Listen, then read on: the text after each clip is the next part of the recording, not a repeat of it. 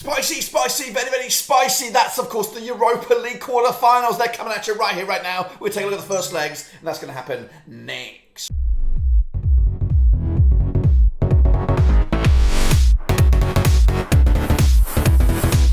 That's right, folks. Back once again with another prediction video. Today we're taking a look at the Europa League. It is the quarterfinals. It is the first legs, and we've got 8 teams left to see who will go the distance and pick up a bit of silverware, and of course a sneaky backdoor entrance to the Champions League. We'll take a look at it, all of it, in a second. If you're new, where you been, smash your subscribe button. Back to all things Rovers related, Champions League related, Europa League related, also world football related. We've got it all here, boys, under one roofski. Of course, the likes of United, that's Manchester United, Juventus, of course, Leverkusen, and of course Mourinho's Roma are in the mix. Of course, take a look at all of it in a second. Big shout out to my VIPs. They are the patrons, of course.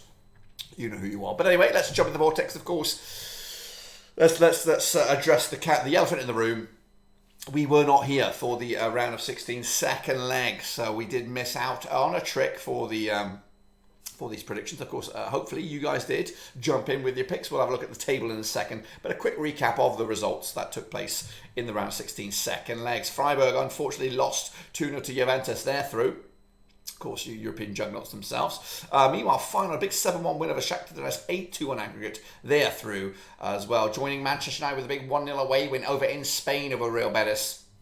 5-1 on aggregate. Fenerbahce did beat Sevilla, but unfortunately, unfortunately for Fenerbahce, of course, Sevilla with a 2-1 win on aggregate to go through to take on Man United as well. Meanwhile, Leverkusen 2-0 win on the night over Feyenoord, of course, 4-0 on aggregate. They are through. Of course, my boys Sociedad lost to Roma on aggregate 2-0, 0-0 on the night. Mourinho's boys are there. The Battle of the Unions, of course, ended up with a 3-0 win on the night for Union and Saint-Gilloise, 6-3 on aggregate, in a game that had pretty much everything. And of course, Arsenal tumbling out on penalties, 1-1 on the night, 3-3 aggregate, 5-3 for Sporting. They are through in what could be an absolute Bobby Dazzler. That's right. Of course, we are left with this bracket right here. We'll examine that probably in a bit more detail next week when we come back for the second legs. But this is how it all pans out. You can, of course, even kind of predict your way all the way through to the final. You could say Leverkusen, you could say Roma, you could say Sevilla, you could say Sporting, and then of course predict who will go the distance. But of course we're not doing that now. That's not what I'm thinking. But of course we are going to take a little look at, of course, last week's. We're just going to jump straight in the deep end and have a little look at how we're getting on. Of course, I blow in it. I'm not going to win it this year. I just, my head's not been in the game. We've had a lot going on. I've had a new job. My wife's had a new job. I've had loads of school stuff. We've moved house and all that kind of stuff. And my dog's been sick. A lot of stuff going on, and it's kind of caused a bit of a malfunction for the content, malfunction with the predictions, but I'm going to be back, flexed and sexed. Oh yeah, I said it, next season. 471 points. Nico ZT, though, is running away with it. 457, his nearest and dearest, Mario Casillas. In fact, these two have swapped positions in recent times. Costas K, though, moving up to number 4. Hans Worst as well. People are asking when I'm coming back full time. I don't think I can come back full time this campaign. It just feels a bit weird for me, and I do still have a little bit of stuff going on. But we are gonna have a crack at these 4 games. First legs. We'll be back for the second legs, of course, whenever they come around. We'll kick it all off though with a cracker as well. That's right. We are taking a little look at of course the Dutchies. That's Feyenoord up against Roma. That's right. Let's get in the deep end and have a look at this game taking place on Thursday, April the 13th. Let's jump in the deep end. Of course, now these two sides have played each other 3 times since 2015. 2 wins for Roma, nothing for Feyenoord, and 1 draw. Of course, Feyenoord though just 1 defeat past 6, 75% form for them right now. They look a-okay. Roma though a bit hot and cold, just 1 win in 4, 58% form for them over the last 6. However, like I said, they've beaten Feyenoord twice since 2015. Of course, their biggest win, 1-0 win. Of course, scoring 4 goals in total over the course of the 3 games. Works out about 1.33 goals a game for Roma. Just 2 goals scored by Feyenoord over the course of those 3 games. 0.67 goals a game ratio for Feyenoord. Roma, though, haven't won any of the last 6 away games. Bear that in mind. But last time they played each other over in the Dutchlands, it was a 2-1 win for Roma back in February 2015. That was in the round of 32 for the Europa League. Back in 2015. Of course, Roma did beat Sampdoria, my team, of course, over in Italy 3-0. Of course, they have also most recently lost in the Roma derby against Lazio. Final did lose in the KMV Becker Cup against Ajax 2-1. Of course, most recently there. I think they're doing pretty. I have not looked at the state of play in the domestic leagues. So I don't know how they're doing. I'm hearing good things. I'm hearing good vibes. In fact, let's do that right now. I'm just curious to see. It is Feyenoord. They are running away with it. They're rampant. Ajax shit. PSV shit. It's Feyenoord's to lose. And of course, this game is also finals to lose. I think they are favoured to win this first game. 6-5, of course, over in the Dutchland. 12-5 is Mourinho. Of course, 9-4 is the draw on this one. I'm going to go 2-1 win, I think, for this one for Feyenoord. That's 12% popular with amongst the others who are participating in the votes. 12%. It is not the favoured one. The favoured one is 2-1 for Roma, but of course, Feyenoord look red hot. And that, of course, a little sneaky bit insight into the league has given me the little edge for Feyenoord in here. Roma do not travel well at the moment. Are they out of it? We'll see about that. Kicking off forward, though, is Leverkusen, who have, of course, been on a bit of a revolution with the Xabi Alonso at the helm. Union Saint-Gilloise, of course, the flamboyant team over in Belgium right now. Both sides in pretty shit-hot form, but they've never played each other heading into this. This match takes place at the Bay Arena on the 13th of April. Leverkusen, though, haven't lost the last 8, 100% form over the last 6. Meanwhile, Union Saint-Gilloise, 92% form for them. They haven't lost in the last 6 games. They've won 4 in the spin, and they look very, very good as well. Picking up a 2-1 win over St. Prudence over the Europa League. That's Union Saint-Gilloise, of course. They've actually played the last 3 games at home, so this will be a first game on the road since the 12th of March. Leverkusen, they'll pick up a 3-0 win over Schalke. That's back on the 1st of March. They're taking on Eintracht Frankfurt today. Union Saint-Gilloise taking on Ghent, of course, in the Europa League as well. The odds here, 5-3 on is by Leverkusen. They're favoured here. 3-1 is draw, and 9-2 is the draw. I might go with the popular vote here. 2-0 on this one. Leverkusen looking pretty good right now in the Bundesliga. Union Saint-Gilloise, though, will cause some problems on the second leg. That's for sure. Meanwhile, Juventus, of course, deducted points in Serie A, which of course could have put them in Champions League positions. But of course now we'll maybe rely on this to get themselves back in the Champions League. So all may not be forgotten for them. All doom might not be.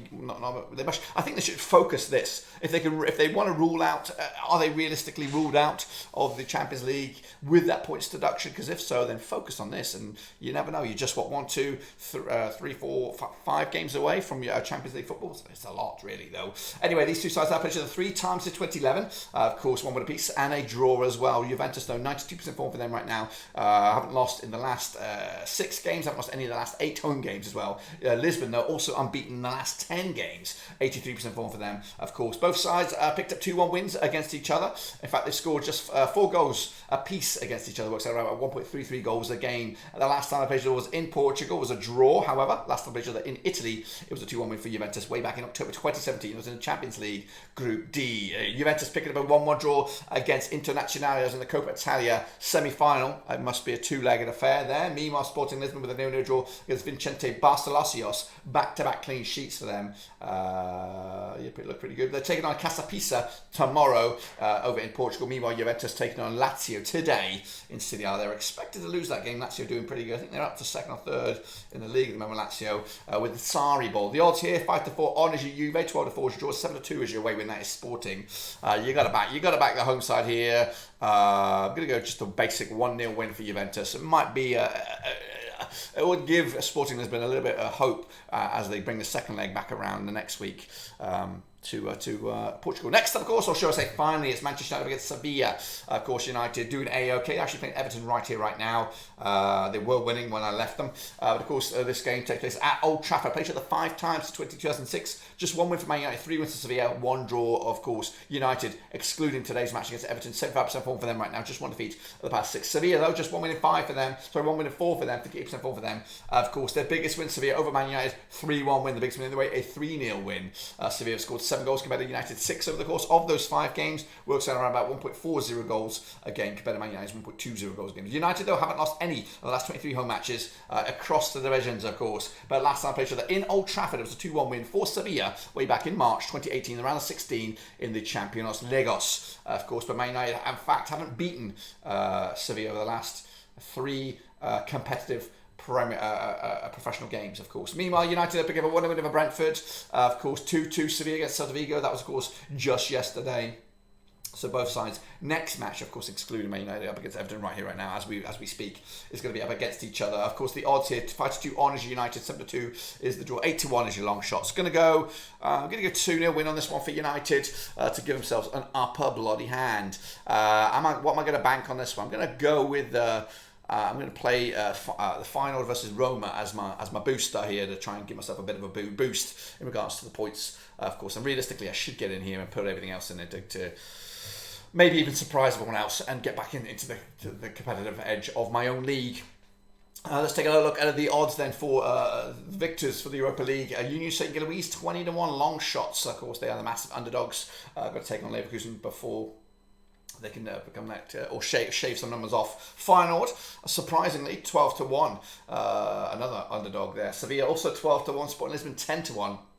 Leverkusen 7-1. Roma 11-2. Juventus also 11-2. Man United is heavily backed as 11-8 to go the distance. What do you guys think about that? Of course, and don't forget, we will be back for the second legs to kind of have a look at what we think about the bracket. Don't look at this. I think right now, if I'm gonna do one right now, I'd say Juventus. I'd say United.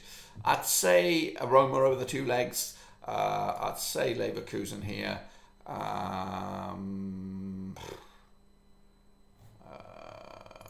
Probably would do that right now, and then I would probably.